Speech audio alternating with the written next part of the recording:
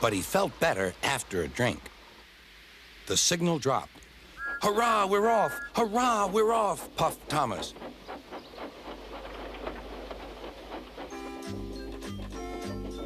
As they crossed the bridge, they heard an impatient honk, honk. There was Bertie waiting at the traffic lights. He started with a roar and chased on after Thomas again.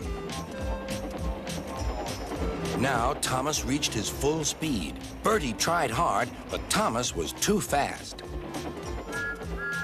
Whistling triumphantly, he plunged into the tunnel, leaving Bertie toiling far behind.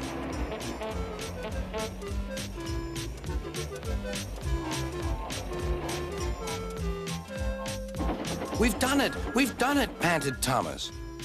"We've done it, hooray! We've done it, hooray!" chanted Annie and Clarabelle as they whooshed into the last station.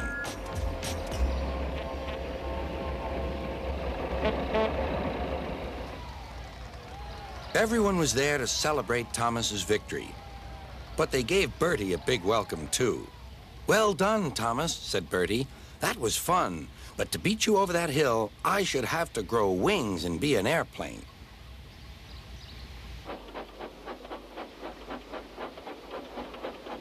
They now keep each other very busy. They often talk about their race, but Bertie's passengers don't like being bounced like peas in a frying pan.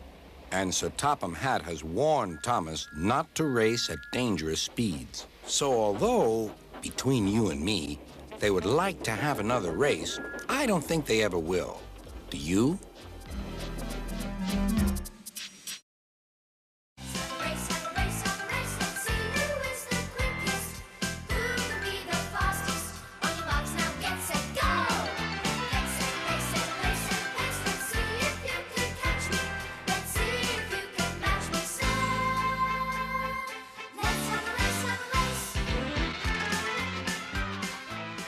I think railroading in general just amazes kids of all ages. I mean, I was a rail fanatic as a young child and still am today. That's why I'm working here. But it's just the size of the equipment and, of course, Thomas itself being having the big happy face in the front. I mean, kids are just enamored with him around the world, not just here. What do you think about Edward?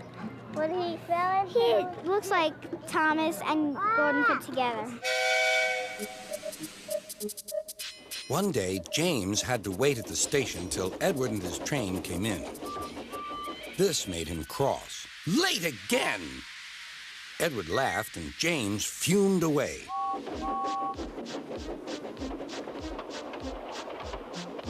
After James had finished his work, he went back to the yard and puffed onto the turntable.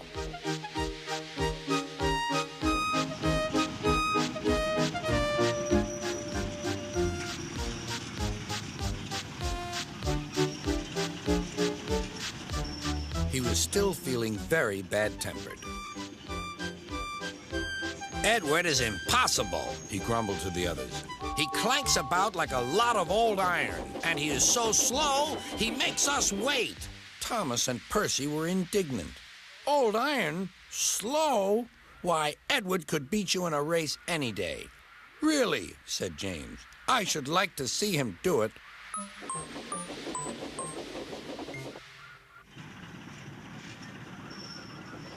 Next morning, James's driver was suddenly taken ill. He could hardly stand, so the fireman uncoupled James ready for shunting. James was impatient. Suddenly, the signalman shouted. There was James puffing away down the line. "All traffic halted," called the signalman. Then he told the fireman what had happened. Two boys were on James's footplate fiddling with the controls. Phew! They tumbled off and ran when James started. The signalman answered the telephone. "Yes? He's here." "Right. I'll tell him." "The inspector's coming at once. He wants a shunter's pole and a coil of wire rope." "What for?" wondered the fireman. "Search me, but you'd better get them quickly." The fireman was ready when Edward arrived.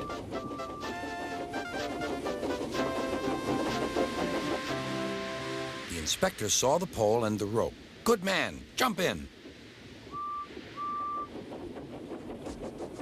We'll catch him, puffed Edward. James was laughing.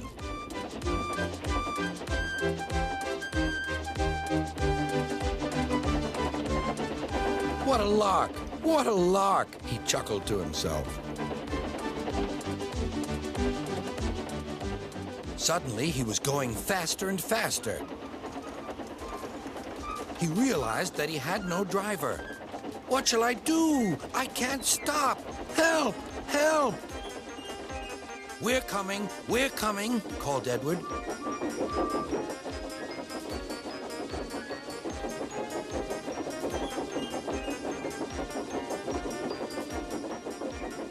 Edward was panting up behind with every ounce of steam he had. At last, he caught up with James.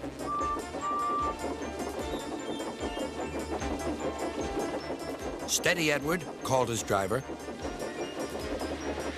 The inspector stood on Edward's front, holding a noose of rope in the crook of the shunter's pole. He was trying to slip it over James's buffer.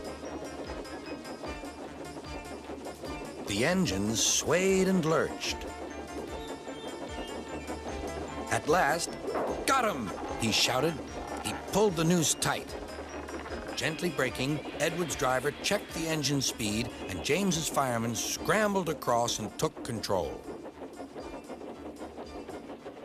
So, the old iron caught you after all, chuckled Edward. I'm sorry, whispered James. Thank you for saving me. You were splendid, Edward. That's all right, replied Edward. The engines arrived at the station side by side. Sir Topham Hatt was waiting. A fine piece of work, he said. James, you can rest and then take your train. I'm proud of you, Edward. You shall go to the works and have your worn parts mended. Oh, thank you, sir, said Edward. It'll be lovely not to clank.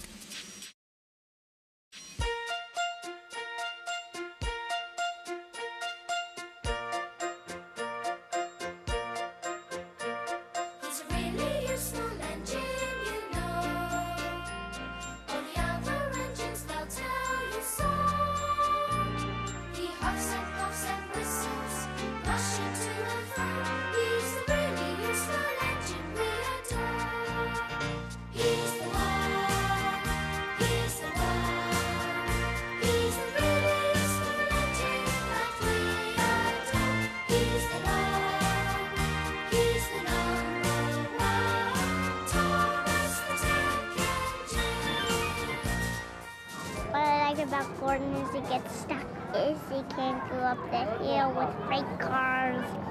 Here's the big ones. Right. And I guess one time he was slowing down, he's like, uh-oh, you know. And he's like, and we were going so well too. I like him because he's like really big, and whenever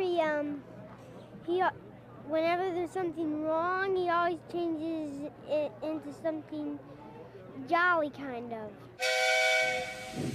One morning, Thomas was being cleaned when Gordon arrived. Mud had blown all over his smart blue paint. Hello, Gordon, called Thomas. You look as if you've had a mud bath. Be a sensible engine and have a shower instead. Gordon snorted. I haven't time to dawdle over my appearance like fussy tank engines do. The wind blew stronger. Gordon, slow down, called his driver. This made Gordon crosser still.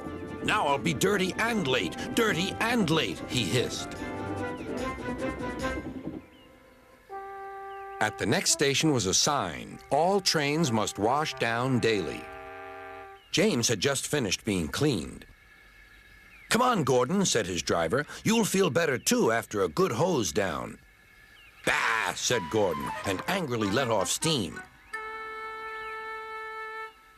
You're a very naughty engine, said Gordon's driver. Now James will need another shower. You'll have to wait your turn till later.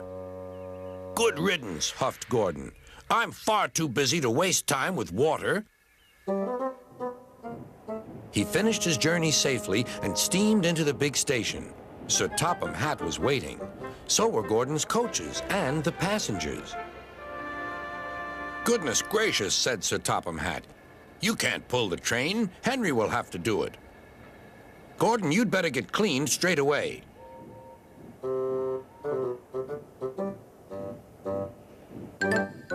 Gordon was soon being washed. "Mind my eyes," he grumbled. Then he pulled cars for the rest of the day.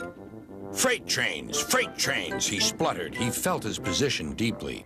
"That's for you, and you, and you." "Cars will be cars," laughed James. "They won't with me," snorted Gordon. "I'll teach them."